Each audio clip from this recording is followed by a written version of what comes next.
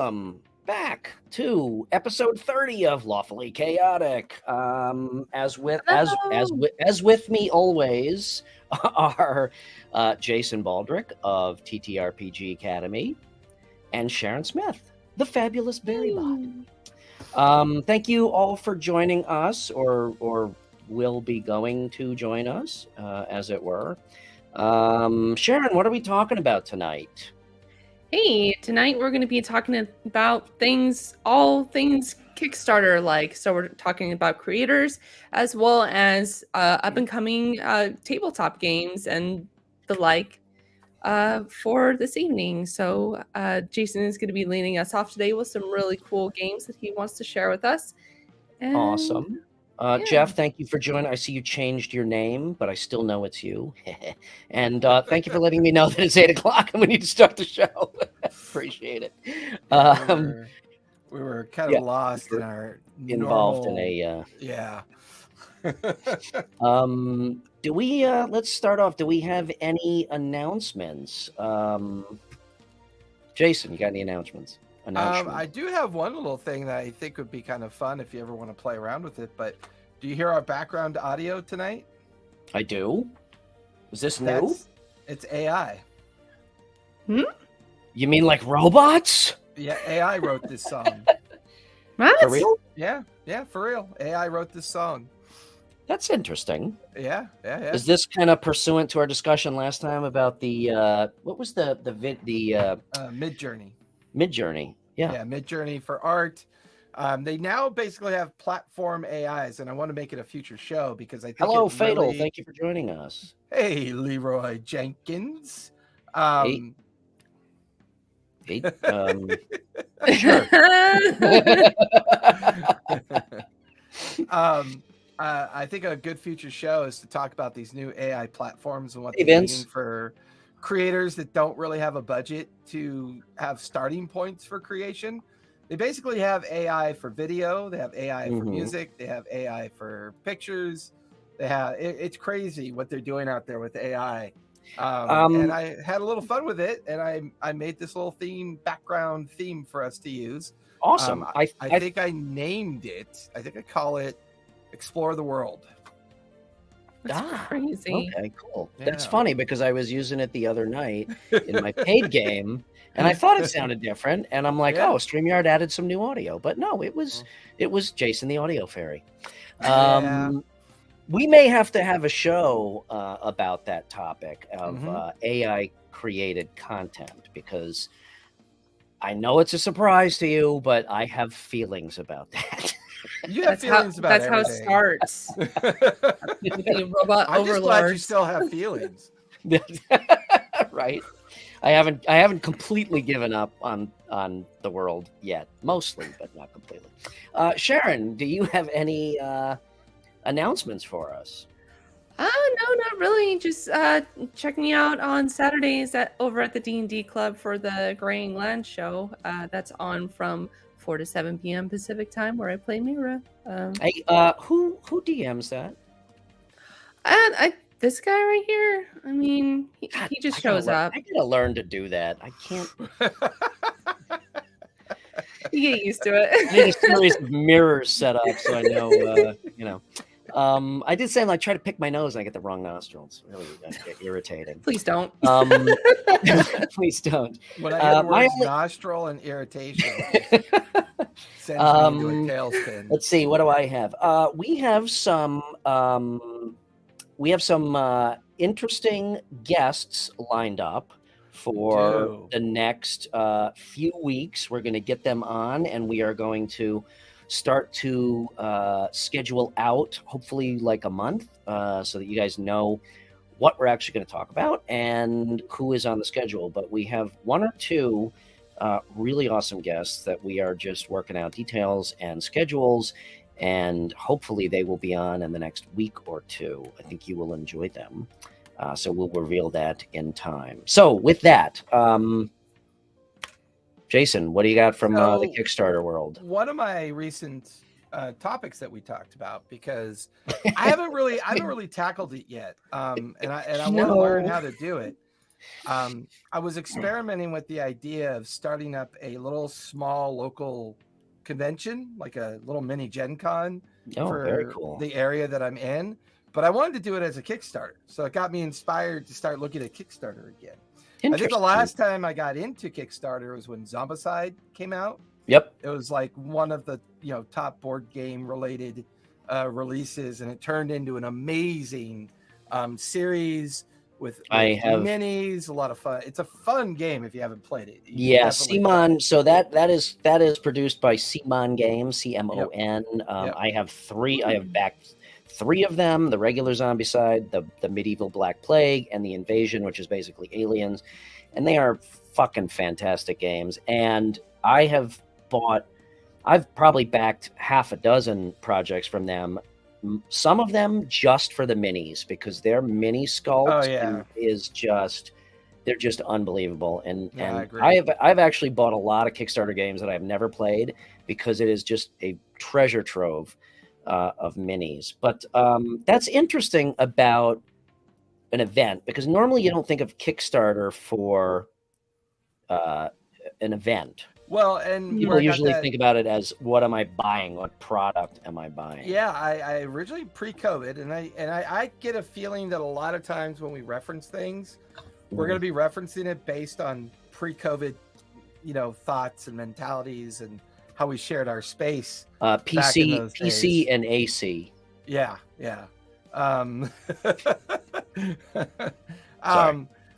There was a Kickstarter called Battle of the Ring. And it was this infamous LARPer group that every year they would promote their event called Battle of the Ring, and it was a Kickstarter event. Oh, wow. And it reminded me of just how successful like GoFundMe's can be if they're done, with good intention and they're done properly. And I just been toying with the idea, and I keep going back to Kickstarter. I did the Critical Role Kickstarter because I wanted to be a part of the history of them setting the new record and beating out Mystery Science Theater 3000 by a factor of 3.2. Yeah, it was a pretty amazing event watching that happen. And I think I only did the $10 one so I could get the really fun audio files and stuff like that. But then every now and then I would go back and it just kind of reminded me that a lot of times I'd watch what other people were doing with Kickstarter, and it would really kind of emboldened me to be a little creative and think about the different types of cultural interaction that were going on with Kickstarter. You could almost kind of get a feel for the different generational interpretations of gaming kind of presented and how Kickstarter comes about. So the one thing that surprised me though is that about 90% of them related to TTRPG backgrounds are all fully funded and have moved on, or they completely failed and never tried again. The overall number of options was pretty limited because I wanted to look at like live ones that were either fully funded and still live or still trying to be fully funded. So I could get a feel for tiers and all. Now you're specifically talking about events. No.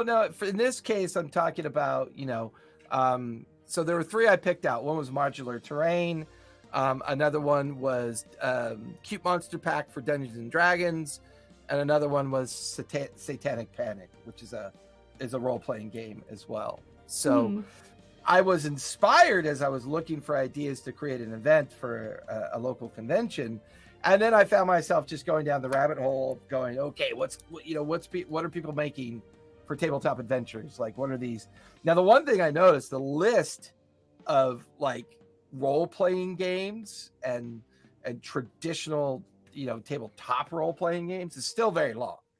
It's still very long, but a lot of the compendium stuff is what I like to get inspired by, or how people are currently trying to come up with affordable terrain, because we've talked about that in the past, the challenges you have. Funny you mentioned that, because I just placed another $500 for Dwarven Forge crap. What did you get? They're raising their prices tomorrow, so I'm like, well, I better start my Caverns collection, because so far I just have dungeons. So I loaded up on as much generic caverns terrain as I can. So man, that's got to be that oil money out there, man. The Chicago oil money? No, it's hot dog money. It's hot dog hot money. dog money. Okay. Yeah, I think so far I'm in to Dwarven Forge for. I hope my wife doesn't watch this this rebroadcast. I'm probably in for about $1,500 on Dwarven Forge. That's not but too bad. hey, For it's all Dwarven it's Forge, all a that's write not off bad at all. That for Dwarven Forge, that's not bad at all. It really isn't. Oh no, it's not. I can only imagine what like Ink Mage has spent on that stuff.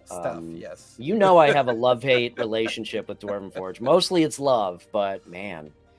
But you know what? Every time dirty hot dog. That's exactly what I thought. It's the Chicago hot dog money there. We got hot dog water wells that are just sprouting up all over the freaking place. Yeah, and then what we do is we go and start those mustard corporations. Exactly. No It's all this, the mustard industry, the ketchup industry, and then the hot dogs and the bun industry. It's all this fucking scheme, It's this conspiracy. Brother. That's why they make 6 hot dogs and 8 buns, because you got to buy you got to buy like 48 to break even. So. Anyway, no, what was I going to say? I'm telling you, we need a tangent cam label for when it happens. Tangent cam. Yeah, when I first went on Kickstarter, like one of the tabletop games I came across was called Starfinder. And it's basically like Spelljammer, but what I thought was really cool is that they had their very own custom races, and they have like star maps, and you can visit planets. They actually met their Kickstarter goal, and now they're actually starting to make minis for their game. Nice. And it's so cool. I'll drop a link. Yeah, please do. It's interesting because, and I suspect, because I started, I love board games, and I love, Jason, you want to grab that link? Yep, I got it. I love, And Starfinder is the same as Pathfinder, right? That's Pios or whatever it's called. Are they the same? I don't know. I think it's made by Ninja Division Publishing. I'm not sure if that's the same people, because maybe not. I could be incorrect on that one. But so boomer technology. So I've witnessed an interesting trend with Kickstarters and tabletop board games. I love board games. I have taken over the living room with board games, mostly just because being in the background that I have, I love the production quality. Okay, when we were, and this is not the old guy, I'm just saying, when we were kids, a board game was, like Monopoly was kind of the top with metal pieces, Now, and pretty elaborate rules that allowed you to kind of like create your own kind of narrative in regards to, hey, give me that property, I'll give you this property. And yeah. There's a lot. It was one of the few board games where you actually had to talk to each other. Yeah, exactly. But you're right. It's an interesting point. But from a production standpoint and a cost standpoint, back then, a game was what, $20, $25, maybe $30, maybe. And what I noticed, and I think this correlated with COVID, maybe, because obviously, but I kind of feel like it started a little bit before that, because people were starting to have more gatherings in their home rather than going out to bars or whatnot. And spending $80, $90, $100 on a board game, all of the sudden, well, I feel like the game that kind of set that standard, and even to a certain extent set the standard for development of. I think I know what you're going to say. Is Catan. It's like if you look at the evolution of Catan. And I thought you were going to actually say Cthulhu Wars by what's his name? Well, there's some influence there, but I really think I haven't played either one of those. You need to play Catan, because I think, Barry, you'd really enjoy it. It is a fun game where if you just get people together and Peterson, thank you, Vince. Peterson games. But the reason why I wanted to point out Catan is that to me, when I look at the packaging for Catan, it reminded me of Spy and Avalon Hill. And Yes. they used to develop those bookshelf games. Yep. And Yep. those bookshelf Squad Leader games, and Luftwaffe. Yeah. But to your point on pricing, right? So Avalon Hill back in the day and Spy, I felt like were that top tier pricing for that packaging, the content, that experience. And I feel like Catan set the standard for what people were trying to do, because if you take Catan and Zombicide and put them together, it's a lot of similar approaches to how games are being done now from a standpoint of a board game. But there's still a $50 discrepancy in price there. Oh, absolutely. And and Cthulhu Wars, I mean, that's a $300 board game.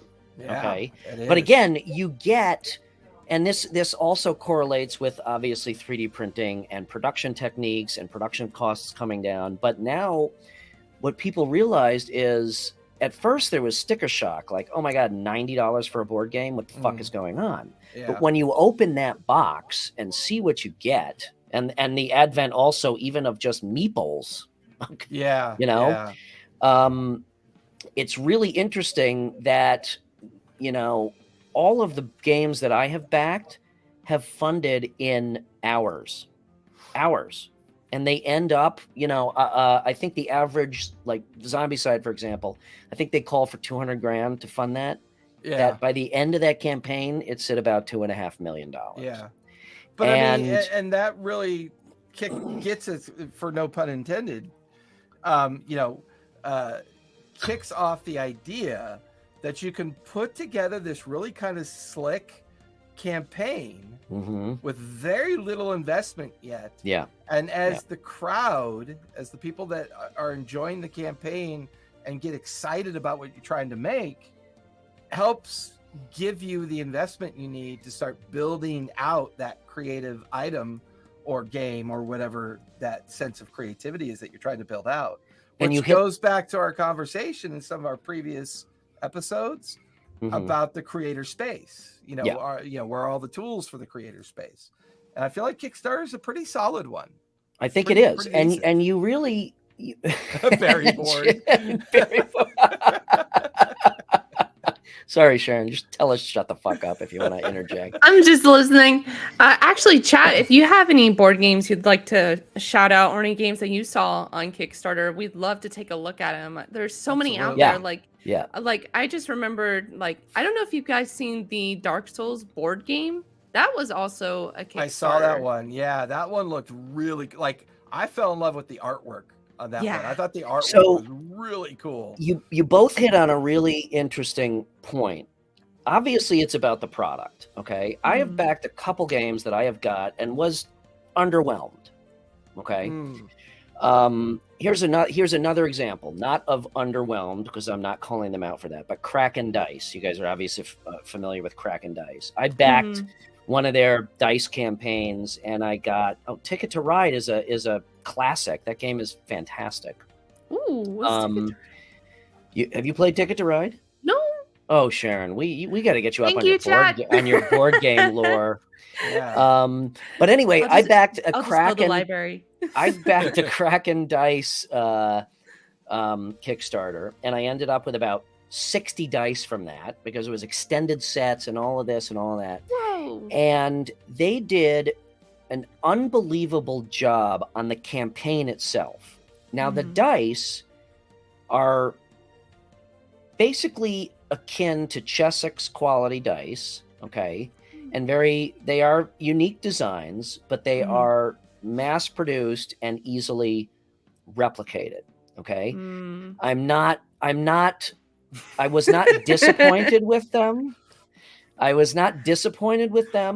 However, they are not at the top tier of my set. However, I was so drawn in to the Kickstarter campaign that they erected around that's why I spent, I don't know what the hell it was, but a lot of money on really basic, but good looking dice. So it's interesting that, Jason, to your point, especially for something like an event or whatnot, the creativity not only comes out, in my opinion, in the product itself, but in how you present it in that campaign. And that is, I think, the beauty of Kickstarter. If you really put together a good promo, then you're gonna be successful. Which is interesting as it relates to an event, because there is so much excitement and hype that you can generate around starting your own convention, that I think the potential there is huge. Right. And I think that's what's so cool about Kickstarter. It's very community driven, and like the fact that like with these independent creators, they're able to catch that essence and just like multiply it through the community, and their passion for their game. Just, it goes to show how much people will support that. You know, just like when you guys mentioned about Critical Role, like there's so much love and there's such a great community to support. Oh, favorite. I was going to ask, what do you mean? Yeah, we were going to do that, Jeff. So I guess now we have to. So let me ask you this, Jeff, chat. When we were discussing the topic for the show, I asked the question, favorite Kickstarter end product or favorite Kickstarter campaign, because they don't always go hand in hand. Yeah, that's true. So my favorite Kickstarter my favorite Kickstarter campaign was probably not Roxley, Dice Throne. Yeah, Roxley Games, Dice Throne. Because they just did, the artwork is unbelievable. And I should have it pulled up here, but I don't. That was my favorite campaign. That is also one of my favorite products, but I have a tie. My other favorite is Cthulhu Death May Die from Simon, because I love the Cthulhu mythos, and the Cthulhu mythos is a lot of fun. And they did an unbelievable job. Yeah, they did an unbelievable job in capturing that Victorian early 1900s noir feel and the aspect of the game. Well, okay, but the campaign is marketing, but that is, that's the whole point of Kickstarter. That was my point. You could have a fantastic product and a shitty campaign, and you're not going to fund it. You could also have a shitty product and a fantastic campaign and fund it. Yeah. So I guess a question to you, to chat, and to you guys is, to bring this to a deeper level, where does the creativity live? Where does the true creativity live? It's that passion for the game. It's the passion for their passion project, really. Because if people find that it's like a lukewarm feeling towards the game, or they're not putting that much effort into the campaign or just the game itself, people are not going to be drawn to it. So it's more about just really wanting to share this project with other people and really wanting to see it flourish and come to its full potential for on Kickstarter. Mm-hmm. Well, I think let's face it, Mystery Science Theater and Critical Role, I think, both set the standard of just really, really solid digital marketing when it came to the buy-in.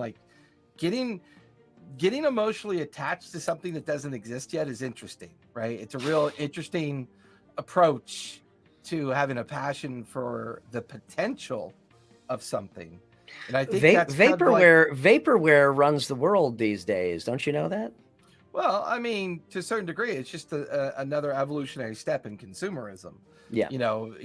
Back in the day, it was slick, glossy ads and sales on Sundays, and then it became, the creation of, marketing catalogs, and then eventually the internet. And then, it's just this constant evolution. Mm-hmm. The one thing I think Kickstarter does really well from both your point and Barrybot's point is that feeling personally connected to the outcome of the campaign has a lot more value for me. I don't know why. It's hard to explain because I'm not a psychologist, and I'm sure there's some kind of subtext or psychology involved. But I I genuinely felt good that I spent the $10 on the Critical Role campaign because I felt like I was a part of something. I felt like my journey with them over 8 years as a fan, right, has created this emotional attachment to everything they do. Now, Lucky Strike ads. Probably the best ads in history overall. You know, I will temper that reality with, I'm not a big fan of their store, but I'm a big fan of whenever they did Kickstarter stuff. Yeah. You know, so my emotional attachment to them is more in the sense of the emotion it brings me to follow something they're building or get involved in a campaign that they're, writing. Yeah, belonging. I think that's a great way of describing the emotion. There is definitely, it is. Yeah, belonging. There is definitely I think there's definitely a psychological aspect, because as soon as you tag something as first edition or limited edition or, ground floor or startup, right? There is this impetus to, I got to be a part of this. What if it takes off and I have the first edition, limited edition pre-release, yada, yada, yada. Yeah. So there is definitely that need to, let's face it, this entire thing that we do is a hobby. Okay. And a big part of hobbying is collecting. And a big part of collecting is speculation. Okay. So, and I'm guilty of this every Wednesday when I go to the comic book store. I'm like, oh, that's maybe worth something, and I'm never going to fucking read it, and I'm going to buy all 3 cover variants. And then I hate myself for it. Yeah, exactly. Yeah. So yeah, Jeff knows, Shunjin knows, because that is what he does for a living. So it's that scene from Wolf of Wall Street. Sell me this pen. Yeah. And you know what's actually kind of funny? Minus the cocaine. What is it with you? Quaaludes. It was Quaaludes. Yeah. But Cher, before you start your thought, do you have a collection? Do you have something that you feel like is something that you collect regardless of how you use it or don't use it? Who are you talking to? Sharon. Barry. I'm starting my dice collection. But that's fair, because I'm not a dice goblin, so I find that an interesting kind of compare. But finish your thought. What were you saying?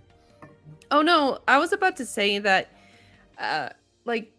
have you guys, of course you have, but do you guys remember those, I'm not sure if they still do it, but those infomercials that play on TV on just regular local television? Yeah. And it's people calling in to buy a suitcase or something, or rallying for or rallying for an event to donate or something Yeah. It was the precursor to QVC. Yeah. Yeah. So it's funny because I was thinking about that compared to Kickstarter, and with the television aspect of it, there wasn't really much of a connection. It was just more about before Technicolor. But that's Vince. That's a good point about the very first one. When you have a collection, it's oh, this was my first D20. Yeah. But go ahead, Sharon. Yeah, no, I was just thinking when you guys were talking about the relationship aspect for people and creators on Kickstarter, it's funny to just kind of see that kind of split down the middle of online there's a more connectivity with the creator and the audience or the community, and when you make calls for sales and stuff like that, there's a disconnect, but there's still some sort of activity involved. But I just don't think there was a lot of drive for attention for that specific thing because there wasn't a personal connection to it.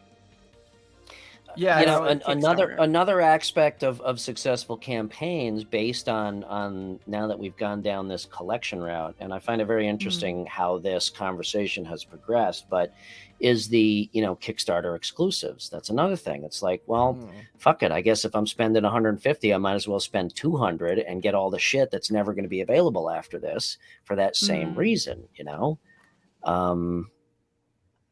I can't tell you what were those projects back in 2012 and 2015, because that's in Kickstarter's infancy. I think that's about when it was really kind of getting When going was back in. When did it start? I don't even know. I think. That's a good If question. only there was a way we could find out. There is. Call Google. Let me call Kickstarter and ask them. You did Kickstarter 2009. Yeah. Wow. I was gonna guess 2010. Maybe they started after the housing bubble popped. That was it. Could be Pre-built, pre-sold houses. But yeah, Tortseer, if you get a chance, type up those games that you were backing back in 2012, because I think that'd be interesting. Hopium. I have never heard that. Gotcha. Jeff, is that you, or are you quoting somebody? Because that's fucking brilliant. Hopium. That's awesome. I hopium to make. Well, I mean, I probably don't fit the demographic of the collector anymore. I used to when I was younger. I viewed things in a very different spectrum, but I don't really collect anything anymore. I keep things around and I use them. And I use them with purpose and intent. If I don't, then I get rid of it. So I'm not really a collector anymore. I kind of feel like if I'm going to spend money on something, that it should have value, and that value can be emotional, but I think it needs to be tactile too. I think it has to have some utilitarian value as well. Yeah, now that you mention it, I did collect Pokemon cards when I was a kid. I remember my friends collecting Pogs. Oh my God. So I still have all of my Magic cards. I have comic books. I have fucking Legos. I have figurines. It's a wonder I'm actually married. No, it's not a wonder at all. Otherwise you'd be a lonely old man. So it's a good thing you're married. I get it. Trust me, I get it. Like when Callista prompted me with the idea of building the studio, it also offered me an opportunity to think about board games and to work with Larry on curating his collection, because his collection was pretty amazing. He's probably got the largest intact Star Trek collection for TTRPG back when FASFA released it way back in the day. But to me, that inspires you to then pick up a book and read it, and then think about ways that can influence your thoughts or your ideas. So my demographic, I think my demographic has shifted out of the nostalgia demographic and more in the practical use demographic. And I think that had a lot to do with me becoming a minimalist, because you begin to use your stuff and not let your stuff use you, is kind of one of their mantras. So I began to look at things very differently because of that. See, I'm a huge sucker for nostalgia, and I mean, I'm not a hoarder, but I'm a saver. Okay, I go through these fits where I just I got to get rid of shit, but not anything that is back collectible. To Barry's dice goblinness nature. What inspires you? Like, what would inspire you to collect a set of dice? Because I don't have it yet. I don't have that. That would be a Brian problem. That's definitely a Brian problem. But I think Sharon has better taste than that. I don't have it. I guess if I really think it's pretty, I'll get it. I want to just collect all the prettiest dice, and there's so many. I got like a list, and I think I'll go bankrupt if I just go. This is fucking true. But this is also very true. Yeah, exactly. Chad gets me. But, I won't even use all of them, probably. Yes, but bourbon collections seem to take care of themselves eventually, Gary. Oh, and you know what? I was just thinking, doesn't Jay Leno or something, doesn't he collect cars? Oh, Jay Leno has an enormous car collection. Yeah. Yeah, it's like one of the top rated car collections in the world. Yeah.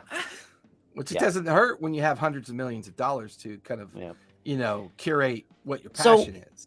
One reason that and motorcycles too. Yeah. Yeah. Yeah. One reason I collect things, and they all have to do with kind of all the same shit, is because I like surrounding myself with all that stuff. That's what keeps me creative as a creator. Well, that's your nostalgia pill, right? Like you take your nostalgia pill and then the emotion helps you create. Yeah. I love that. Yeah. So I just like being surrounded with all that stuff because that's what fuels my creativity.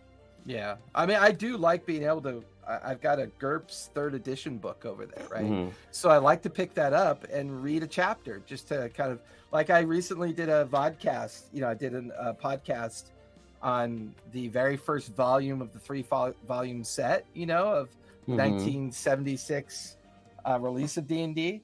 And it was really interesting going back down that path and looking at the origins of the creation of the game from that perspective, basically 40 years ago, right? Over 40 years ago. Yeah. And it was interesting to see what logic they were doing and, all of that stuff. What's really interesting about it is that it had a starting point. So it makes me, I would go back and reread some of the biographical work, and I watched a couple of the biographies on Arneson and Gygax and the Journey of Blackmore or whatever, or Darkmore, whatever it was called. I forget what it was called, where the longest game ever played, related directly to Arneson and Gygax and the introduction of Greyhawk. Thank you. Yeah. You know what? It's oops. We definitely need. I told you I gotta use my Stream Deck for more than just smiley face emojis. Yeah. See, we're learning today, people. Yeah. Well, and I like to, I mean, the number one thing that inspired the original idea of D&D was playing tabletop army games. Gygax would play Gettysburg for entire weekends. That's what they played. And what inspired them was, okay, well, what do all these leaders do when they're not fighting a campaign? Well, they should be doing something else. And that's what got them going with Chainmail. And eventually Chainmail turned into D&D. And that is what I like to watch with Kickstarter. Like when I watched Zombicide come into existence, it was fun to watch their first kernel of creation just create all these expansions that made it my favorite character to this day in Zombicide is Skater Girl. I love Skater Girl. It reminds me of Boogie Nights. It's interesting. Character. It's interesting because CMON they're another one that does such a fantastic, in fact, they're probably the best at it, in my opinion, of generating stories behind. I mean, it's a fucking board game, right? But they generate these stories behind it. I actually they came out with a graphic novel based on Cthulhu and Zombicide Invasion, and I think it was the regular Zombicide, and it was these beautiful Dark Horse comics, 70-page graphic novels, and with each one they had a little 2-pack of additional heroes for each of those games, and I backed that too, and I actually read them, and I really freaking enjoyed them off of a board game. See, but that shows how much passion they had behind their project. They were just so in it that they just had so much content to share. Yeah. So I want to share my 3 that I focused on for a couple reasons. The first one was because it was a little nostalgic for me, and I liked the kind of playful way that they brought it into existence. And just so everybody knows, we have decided that we're going to do one of us as a showcase for these 3. So tonight is Jason's night. So we're going to focus on his 3, and then Sharon will do hers on another night, and I'll do mine. And this is when we're like taking breaks and we're organizing our interviews. And we got people that we're bringing in to share the creative space with. But this one I'm going to put in chat. It's funny because on that note, this is somewhat of a filler episode, if you will. But to be really honest, I am really intrigued on where this conversation has gone. Yeah. I did not expect it to go here. I really like the idea of this one. It's called Satanic Panic. And it's a role-playing game that's been created out of the old 80s, Satanic Panic kind of It's library. so funny. And it's really timely because I don't know if you guys heard of it, but there was this show on Netflix recently. Stranger Things, yeah. and yeah, watching that was really interesting to see it burble to the surface. But this one kind of touches on my pop culture reference, an 80s pop culture reference. Mm-hmm. The other one I wanted to look at was, I'm always looking for like very affordable. Wait, do you have a pop-up you can show us for that one? A pop-up? Or just here, you know what? On the screen? You keep talking, I'll look for it. Okay. Well, I've got the link active if you want me to. Oh, actually, we have a video we could share if we wanted to. It's pretty cool. It's absolutely hysterical. Oh, I got it. And they're local to me. They're out of Manhattan Beach. So I thought that was nice. pretty cool. Nice. Yeah, Here, I got it right here. Cool. This is God, thank you. We need a fucking production person. But yeah, the Satanic From Panic. Twisted Mind that brought you 3 raccoons in a trench coat, Punktopia, and Cosmic Hooligans. Satanic Panic. I fucking love it already. Right? Journey back to the 1980s, a decade of Dungeons, Dragons, degeneracy, and devil worship. Live out your fantasies of being a satanic cultist raised and trained for the specific purpose of bringing about the Age of Darkness. By performing the ultimate Oh my God, I love their goal, $666. Right? And doing all that while trying not to draw too much attention until, of course, it's too late. Satanic Panic is built on a rules light D666 system. Who would have thought? Roll 6s to build up your demonic tower, and then unleash it to destroy all those who stand in the way of your infernal mission. Also included is a system for randomly generating the conditions of the ritual with over 666 different ways to Oh my God. So it's a slightly different game every time. I And all this fucking in a love it. zine format, which is the perfect size to hide away with all of your other illicit occult materials. And you don't even have to give up your soul. Like, seriously, you do have to pay money for this. Kickstarter does not take souls, as far as I know.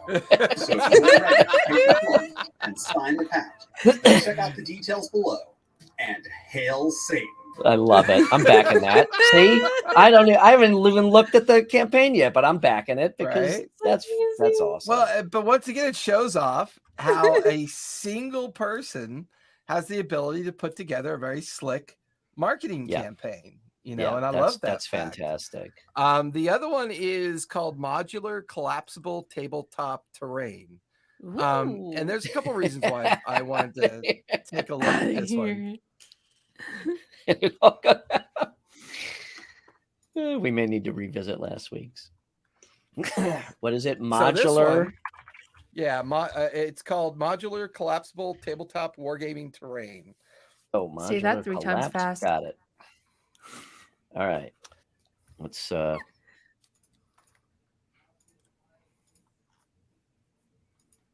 So this is a really good example with friends of to wargame and throw dice can be surprisingly difficult, especially when it comes to terrain. Bulky sets are impossible to transport. Wherever you're going to play, they better have what you need on site. Storing even just a single set is a daunting task. These things are big. Playing on the same set of terrain over and over and over and, well, you get it. Unless you have multiple sets or lots of pieces, there are only so many different ways you can arrange them. That gets boring. Snot Goblin Gaming has Snot Goblin. all of these problems. Modular collapsible terrain. Oh It's my not God. an STL or a digital product. It's sturdy, precision molded plastic that is pushed to fit. Think Legos, but in sprue gray. Modularity means that you can reconfigure your ruins Isn't that in cool? a nearly infinite number of ways. like that they're is not that is very they're cool. not using that kind of like very annoying like finger hurting assembly. Yeah. It literally makes sense. Like it makes sense. Yeah. The last Still one, takes it's still not on the fly. It's not an on the fly product. right. Yeah. Right. Like WizKids. That's the beauty of Dwarven Forge. But we won't go there. Yeah, but you know what? If you can't But it's trust still if you can't trust in theater of the mind, too bad. Try no. harder. But that is, I'm going to check that one out too. That looks really appealing. This one I fell in love with because it made me think of BerryBot when I reviewed this one. I know It's which one called this Cute is. Monster Pack for Dungeons and Dragons. Yay! I love it. And I'm not 100% positive, it's an assumption, but I think part of their artwork is AI. But this one was adorable. I couldn't help it. So this one, I question if they have licensing from WotC, because they fully utilize all of the vernacular and whatnot. This may be through DM's Guild. It could be, because you're allowed to use that red swash on the cover for 5e. So that one could very well be.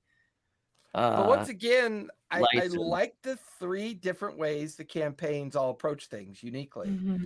I liked how a newer generation, with their understanding of satanic panic, probably through Stranger Things. Somebody's excited really for cool... 1D&D. I know, right? But like, I loved how a younger generation created the Satanic Panic role-playing game. Yeah, but clearly, that one was awesome. But clearly, there is a historical reference for them, not like living it through it. Other than maybe they kind of visited a similar concept through Harry Potter, when Harry Potter kind of went through its brief period of the whole satanic panic thing. Well, Harry Potter is based in Satanism, but I'm not going to elaborate on that. Anyway, where's my fucking wand? But then I liked how clearly 3D printers have reinvented the approach to creativity. So that modular terrain looked very 3D printed based. It looked very it looked affordable. I don't like to call things cheap, because unless I see it and play with it and know for sure. Like, I personally feel Dwarven Forge is overpriced, equal to elitism of Wormwood. I don't like Wormwood because I feel like they invented something that didn't need to be invented. You can go to, like a hardware store, pick up a nice butcher block table and have a gaming table. So it doesn't make any difference to me. I totally agree with your correlation or your comparison of the two. I have a lot of Wormwood stuff also. Go fucking figure. And it is beautiful. It is not, you can go to the hardware store and do this. They are craftsmen, but to your point, it's expensive as fuck. Yeah, it's for rich people. And you're right. In a way, it's like, we established that how many companies now are doing wooden dice trays and rolling a lot. A lot exactly. Exactly. But what's the one that everybody thinks of first? Wormwood. Same thing with terrain. It's Dwarven Forge. I think of my buddy Ivar, who made me a DM screen for free. That's the direction I go. But then I really love the Cute Monster Pack. The Cute Monster Pack is really creative artwork. Right, it's obviously in the 5e licensing brand, so I think you're right. It's probably part of, the guild. But once again, I kind of get the vibe that a very young generation that's embraced their version of playing the game kind of built this pack to make their supplement just really kind of cater to a certain kind of generation within the game. But yet, all 3 of these kind of represent different generational diversions. And I love that fact about it, and then their creativity. They created videos, they create tiers, they create, all these really fun, engaging things to pull you into it. Yeah, so I think I'm older than all of you.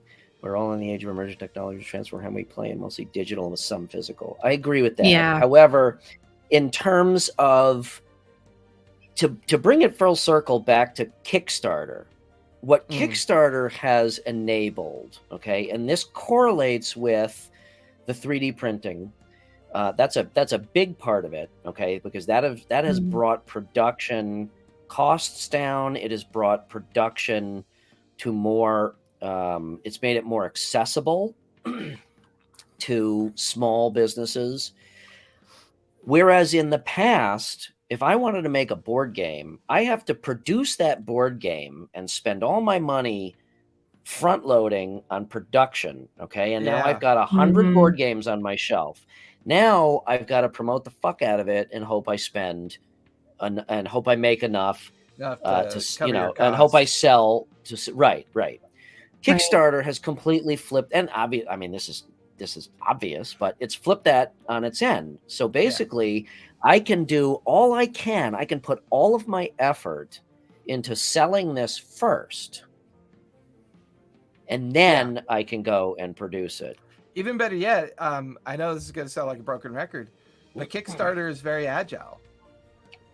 And it's agile in the sense that when you build it... I knew you were going to bring fucking agile into this, you IT It is very douchebag. agile because if it fails, you've spent no money. Yeah. If it fails, you've spent no money. You've got lots of information. And exactly. So you try to do something different or better, or take the failure and turn it into another chance at success. Yeah.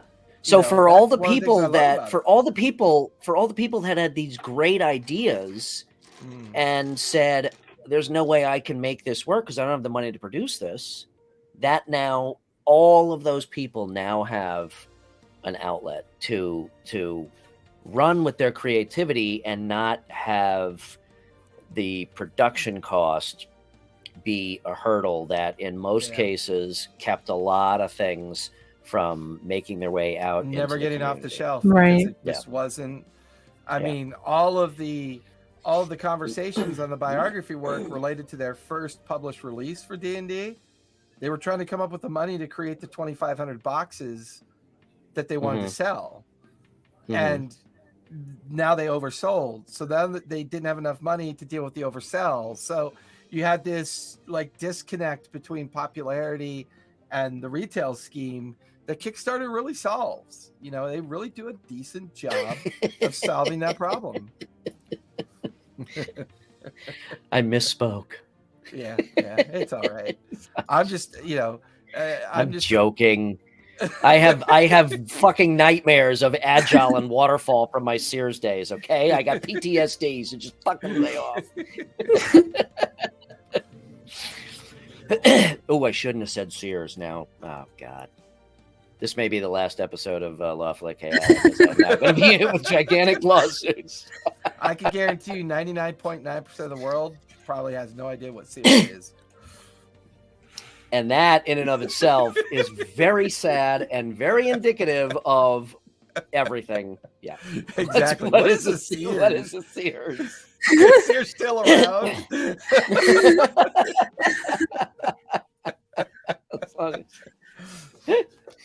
Most teams left size. I have yet to ever work with a right size team.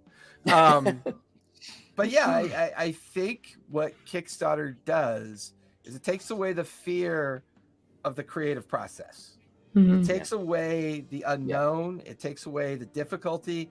And if you could just package your idea in such a way that you present it successfully, finally you can get your idea off the shelf. Fuck Eddie. You guys talk about a fucking douchebag. And that I'm not afraid to say. Come at me, bro. Barry's like, oh great, here we go again.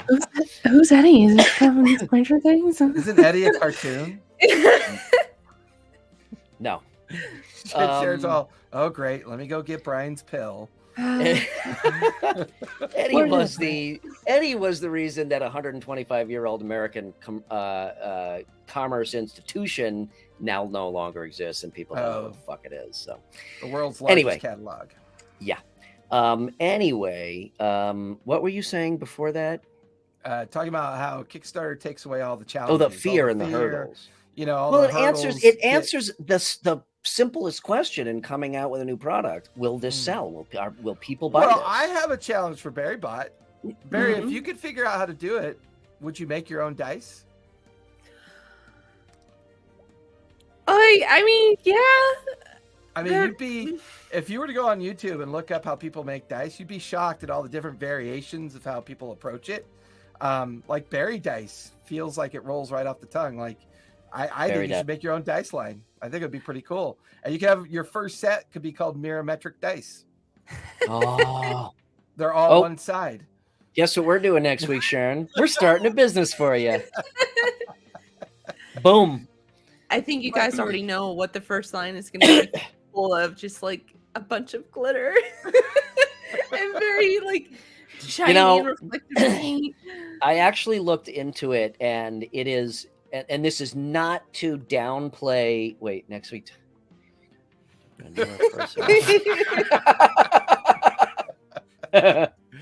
So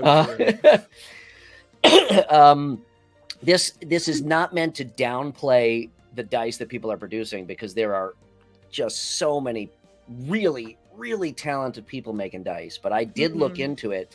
The process itself, from a basic standpoint, is not difficult at all. I did not want to, I don't have the time to add yet another endeavor on top of my shit. But Sharon, I think you should totally have look you into that. ever seen Badonka Chunks? Yeah, Chat, I've seen have them all. you Seen them all. That But just getting molds and mixing up some basic resin dice. I think there's two calibers of dice creation, right? I think you have everything that's kind of categorized as resin, plastic, material that you can mold and work with. When I watch people make dice out of like mammoth teeth and shark teeth, out of bone, out of, watching that caliber of dice making is definitely significantly different.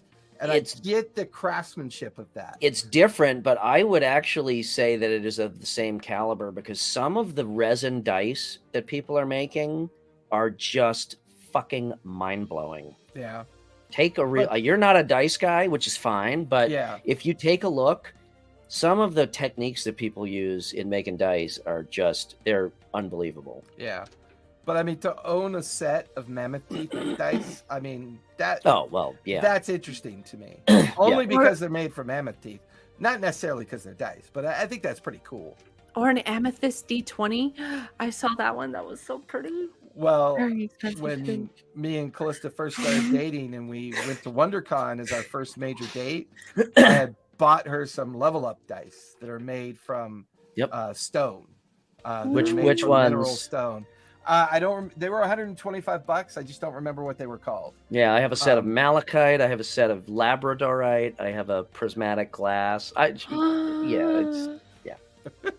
No, we've already done combat mechanics. Jeff is bored. I promise next week we'll talk about something more. I don't want to say interesting, because that means that just kills tonight. More engaging. More engaging. Throw some topics out. Chat. Throw some topics out. Sharon, we're going to talk this week about starting a company for you. Dice company. Yeah, I think Dice Goblin is a fun Facebook group that Callista is a part of. I think if you have a panache for just really enjoying dice, it's a very low invested kind of little hobby you can put together yourself and experiment with what it's like to build your own unique sets of dice just to have of your own accord. I think Callista even has a dice mold around here. Really? We were going to experiment with and just kind of create Callista's dice. So, see, you know what? This should be an experiment. We should start a dice company for you. You should start a dice company on Kickstarter. Yeah. Okay.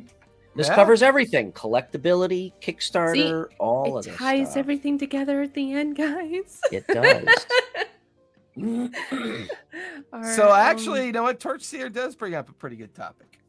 We haven't really tackled that one yet. Ooh. How to be first. That's a pretty good one, actually. Yeah. We haven't tackled that one yet. All right. We will put that on the list. If we do not have a guest next week, then let's do that. Yeah, I agree. Done. I like that topic. There we go. Yeah. We'll talk about the first times you guys ever DM'd. This should be interesting. Jeff, is that acceptable? Can he remember that far back? I've been DMing ever since I was in the womb. Don't piss him off, or he's going to kill me at 19th level next time we play. Oh, in that case, let me get this going. Well, I think on that note, it's 9:00 exactly. This might be the first exactly hour show that has ended naturally. So let's just go with that before we fuck it up. Yeah, thanks everyone for letting us have a break Thank you, this week. chat. There we go. Yeah, that was awesome. And on that note, okay, get your dice out. Oh, no. that's right. Release. I have my. Oh, Vince, I have a lot of tips on how to well, maybe not TPK, how to kill characters, but not maybe a whole party. But I got a 3. I got an 8. oh, I got an 8. All right, rollies. Woo! Oops, I got a 7. I got an 18. There you go. I get to close us out. 1975, motherfuckers. Boom. Here, eat it. So, hey, everybody, thanks for coming out and hanging out with us as we talked about Kickstarters. I think you should all go and experiment with Kickstarters and see what drives your passion, see if your creative juices come out, see if maybe you've got an idea on the shelf that you haven't really played with yet. Get it out there, experiment with it, have some fun with it. You never know, it might turn into the next hobby. But with that in mind, BarryBot, where can everyone find you? Hey guys, you can catch me over here on Instagram at BarryBot, and you could also catch me on Saturdays at the D&D Club's Twitch channel for the Graying Lands campaign, where I play as a druid, the best class in the whole D&D shebang. And we play from 4 to 7 p.m. Pacific time, so be sure to catch us. Should be a fun episode this Saturday. And Bri, where can we find you? Best place to find me. See, I still can't. God damn it. You gotta go this way. Yeah. You gotta go opposite. I'm spatially deficient. Linktree, rpgandco.com. Best place to find me is Instagram, rpgandco.com.